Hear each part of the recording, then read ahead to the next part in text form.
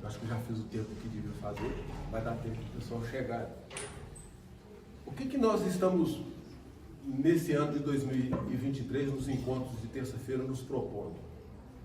Falarmos a respeito de um dos livros de nossa casa, que é Assim Falaram os Livros. Esse livro, ele traz o quê? Ele traz mensagem dos mentores que integram o nosso espiritual, o nosso astral, né? E dentre esse livro, né, ele está capitulado, nós estamos falando do segundo capítulo, que é Alerta. E aí não é demais a gente, já que a gente ficou uma semana sem encontro, lembrar, né, que esse segundo capítulo, chamado Alerta, ele começa com uma entidade falando e vai terminar com outra. Que as duas entidades são essas. É o Pai Benedito inicia a mensagem, né, falando na mensagem, e vai se encerrar com um Exu chamado Capa Preta. E a gente veio desde o início do ano falando desses capítulos. Não conseguimos passar do segundo. O primeiro foi um trem chamado Umbanda, do Pai Benedito. É um convite à comunidade, e onde ele vai mostrando que esse trem vai passando e trazendo informações e abarcando a todos. Esse é o próprio movimento humanista, tá? Metaforizado na fala do Pai Benedito. O segundo capítulo, que é o Alerta, o próprio título por si só já diz, alerta. E todas as mensagens são de cunho de autoaperfeiçoamento espiritual. E aí nós estamos na página 52. Quem está nos acompanhando aí, só para sintonizar, salvo engano, página 52. Na página 52, ele vai dizer que nós precisamos nos conectar num processo de compreensão espiritual. E aí eu vou pontuar, né? Quando a gente fala de compreensão espiritual, o que significa para nós compreender? Compreender é aprender junto. Então, compreensão é um aprendizado junto. Então, essa compreensão, a espiritualidade está dizendo o seguinte: nós que integramos a humanidade física, precisamos nos integrar com a espiritualidade, que é o sagrado em suas várias correspondências espirituais. E aí ele vai discorrer dizendo o seguinte: nós trazemos, tanto na mente quanto incrustado no nosso próprio espírito, erros do passado. Ou como eles usam uma palavra mais pomposa, né? Erros do pretérito. Pretérito é passado. E aí ele vai dizer que nesse processo de integração nós vamos buscar se reciclar. E essa reciclagem, ela precisa de um direcionamento. Ele vai chamar esse direcionamento da espiritualidade maior. E aí ele vai dar um exemplo muito claro, que é isso que nós fazemos na terça-feira. Quando une a humanidade à espiritualidade maior, à humanidade planetária. Então, é o mundo maior dos espíritos que se conecta com a humanidade terrena, a qual nós fazemos parte. Quando ele faz essa citação de unir o mundo de cima com o mundo de baixo, ele está dizendo o seguinte: vai se romper barreiras. E o rompimento dessas barreiras é a oportunidade que nós temos de dialogar com os mentores diretivos, né, da nossa evolução planetária. Essa linha de canalização, ela é perceptível por nós, seja pelos aspectos imediatos ou mediatos. Isso tem a ver tudo com as dinâmicas rituais que nós oferecemos a vocês da comunidade. E aí eu vou explicar. O que é a dinâmica imediata? A dinâmica imediata é aquela que nós não precisamos de correspondente para nos dialogar com a espiritualidade. Somos nós em intrínseca relação com o espiritual, com o sagrado. E aí vocês vão se lembrar que no nosso último diálogo nós falamos da centelha divina, que todos nós somos portadores. E quando a gente fala em ampliar a fé, é ampliar essa centelha divina.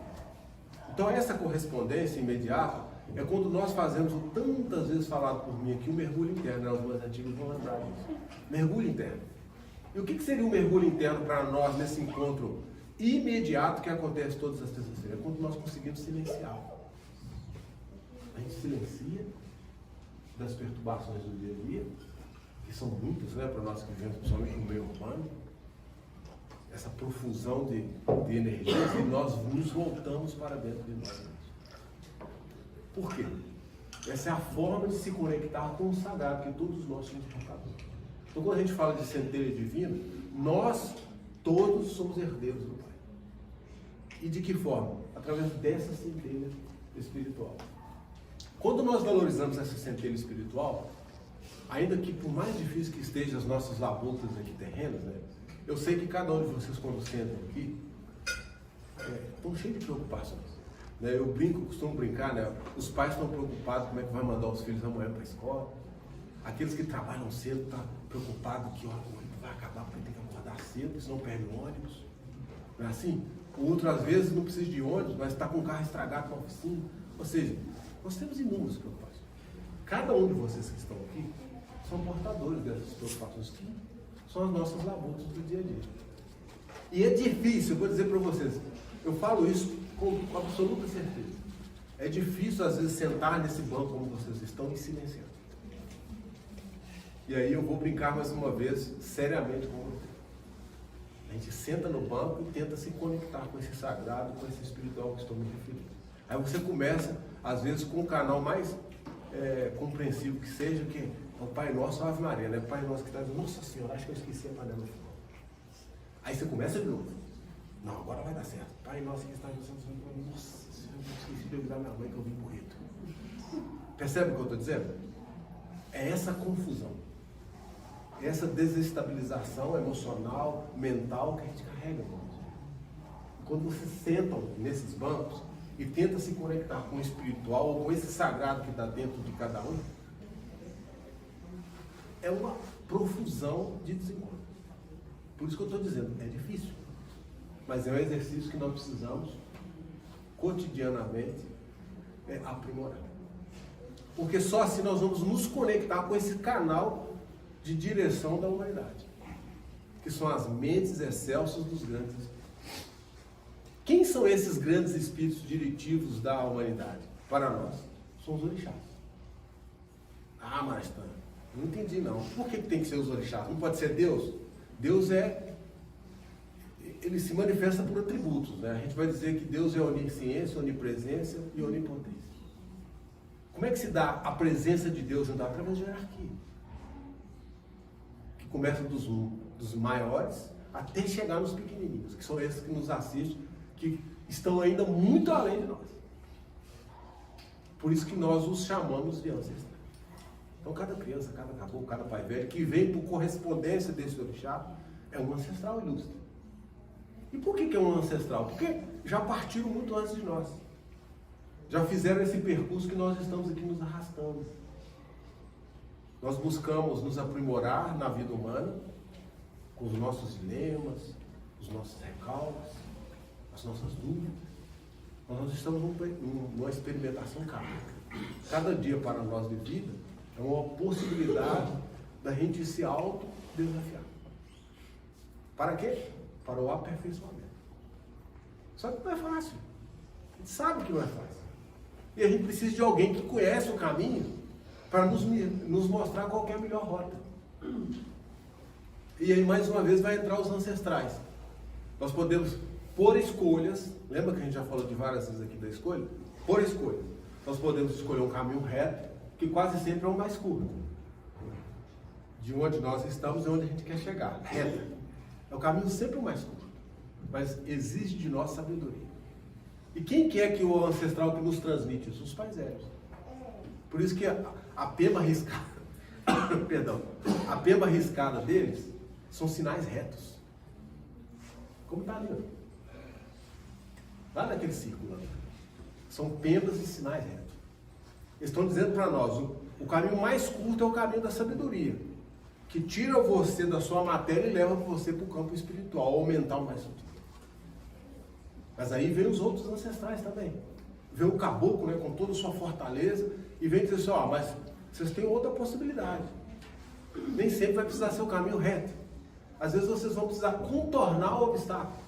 Fecha a curva. É exatamente o caminho mostrado por nós e ensinado por nós, para nós, pelos caboclos. Eles são os mestres da fortaleza.